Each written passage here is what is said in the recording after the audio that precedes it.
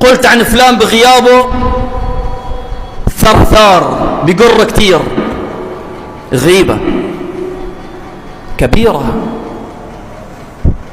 قلت عنه بغيابه فجعان، كتير غلبة، قصير، طويل، سمين، غبي، ما بيفهم، وهكذا.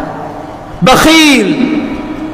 النساء أكثر ما يتحدثوا اليوم على الجيران كذا، النساء بعتت له صحن مال مغسول وسخين، غيبة كبيرة، بخلة، ما بيفهموا، وهكذا. أمور صغيرة، كلمات نحن نحسبها هينة وهي عند الله عظيمة، فما بالك بأعظم من ذلك.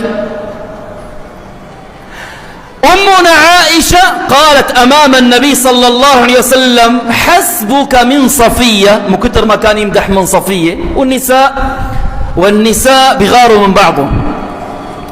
قالت: حسبك من صفية أنها هكذا، بس أشارت إشارة أنه قصيرة. ماذا قال النبي صلى الله عليه وسلم؟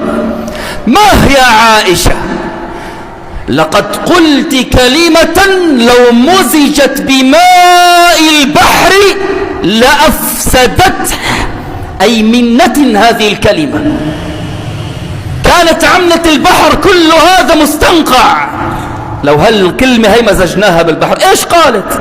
قصيرة فقط. الإمام النووي يقول هذا الحديث من أعظم الزواجر عن الغيبة، بل أعظمها. قال: لا أعلم حديث أعظم من ذلك. قال: بهذه الكلمة، هذه الكلمة لها هذه المثابة، فما بالك بأعظم من ذلك.